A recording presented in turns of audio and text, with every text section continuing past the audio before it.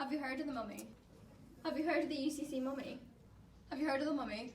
Have you heard of the UCC Mummy? I have heard of the mummy. What about during orientation? They just said that a lot of weird stuff about how they kind of like accidentally stole it maybe from Egypt. And where do you think it is now?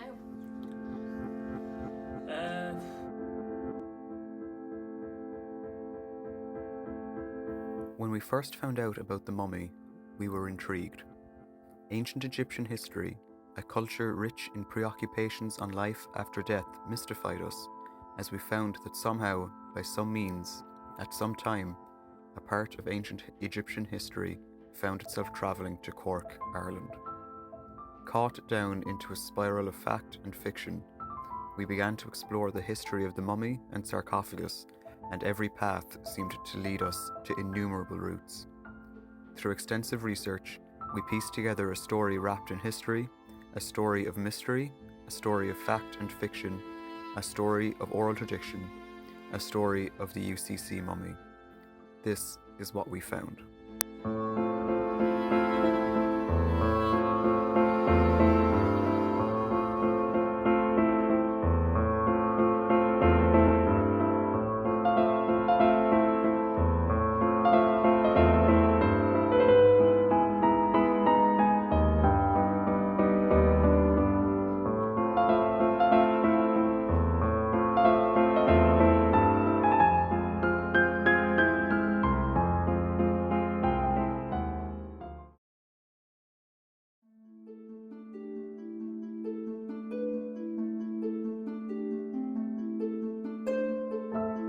Between approximately 305 BC and 500 AD, a male that we believe to be named Pa Khnum was mummified. Approximately 300 years later, a sarcophagus was created in the upper Egyptian town of Thebes between 600 BC and 625 BC.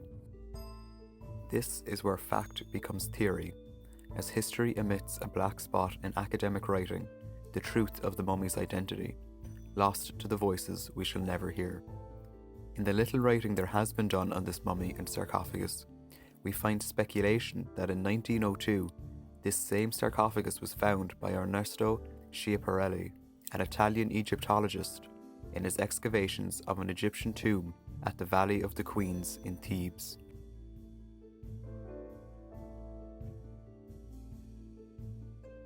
Between 1902 and 1910, history again loses us in a trap of undocumented migration, as speculations are made that the sarcophagus travelled to Turin, Cairo, or even the USA.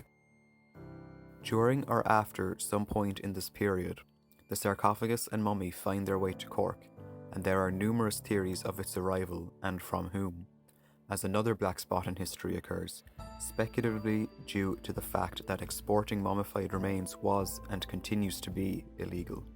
We see a resurgence in documentation on the mummy in 1928. However, this confuses us as the mummy, seemed to be sourced from a religious group in Black Rock, is listed as being female. This article from the Irish Examiner is curious too, noting that declaring illegality is unusual, and thus we would theorise that this mummy is not the mummy of our documentary, but instead a second mummy.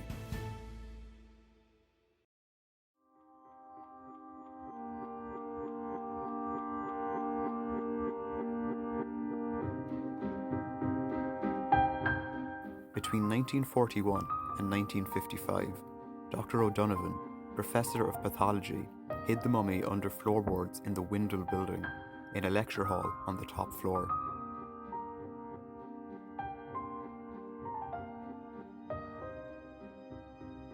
In the thesis by Helen Maloney Davis, she indicates that this may have been due to speculation that the IRA were leaving black and tan bodies outside of the UCC medical department, because the mummy then presented an issue, as it was also an unidentified body. This has not been historically confirmed. In 1970, the mummy moved to the Lee Maltings, as structural work was underway in the pathology department. In 1975, press interest was aroused in the mummy, as Helen Maloney Davis realises that the mummy does not belong with the sarcophagus as she begins her thesis.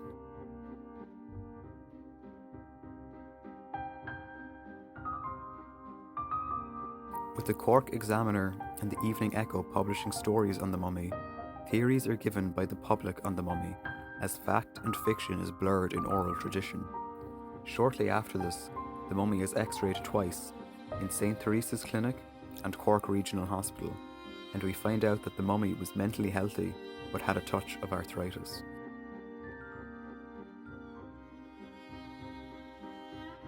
In 1988, the mummy was then moved to the Bull Library with permission from Alistair Patterson to help Helen Maloney Davis with her thesis.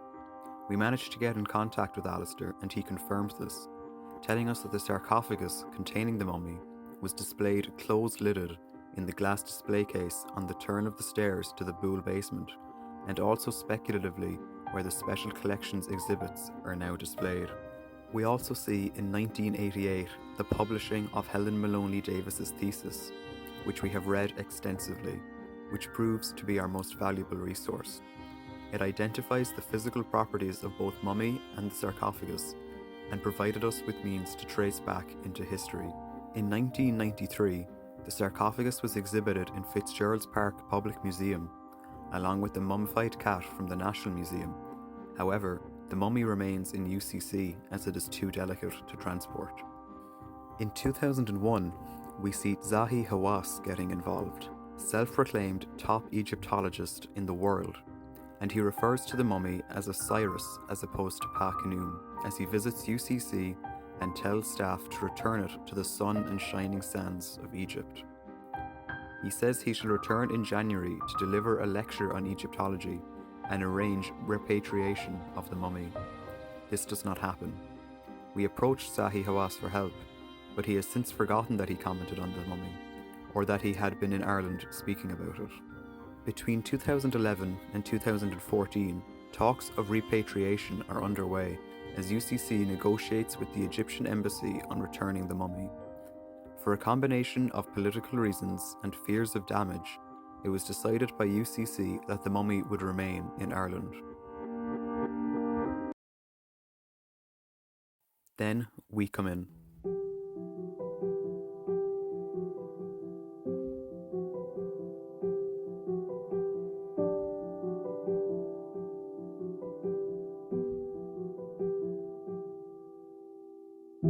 Tracking the history of the mummy, we tried to make a documentary that would finally give justice to this urban legend. We tried to arrange filming our documentary only to be denied filming access in the National Museum, denied interviews by sources directly involved, and stalled in permission to see the sarcophagus. We researched Helen Maloney Davis's thesis and tried to figure out a way to somehow find the truth, to know about where the mummy is now. Following a series of coincidences, we managed to get an interview with a source who has seen both the sarcophagus and mummy.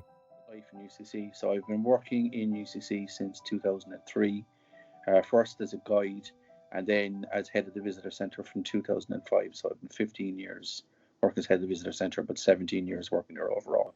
I mean, I physically, myself, I'm very fortunate to be one of the few people in the university that have seen both the sarcophagus and the mummy. There was hair and teeth still visible on it, so I could still see teeth and hair. The head is quite small. The body itself is quite small.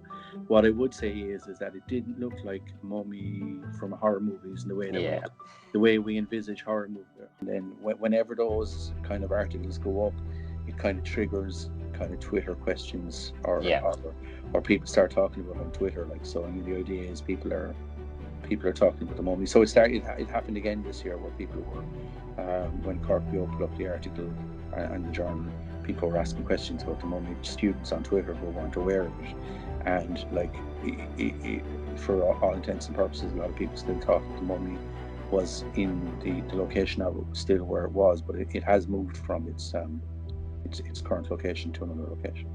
And do you know where it is now? I asked this question myself a couple of months ago, to be told that it's now in storage in Net or Frack up the country, which is a more specialised area for I suppose maintaining these types of items. Yeah. So like I've been told by Buildings and Estates that it is no longer on campus. The sarcophagus is, but the mummy itself is no longer on campus. Telling this story, we aim to reveal what has been concealed, saluting those who have come before us, preserving history in stories passed down through generations. The story of this mummy is mostly lost to time, lost in truth and rumours, concealed and revealed. But we hope that Pa Canoe, if that is your name, that you feel that your story has been told and your truth revealed, as your story now reaches above the floorboards.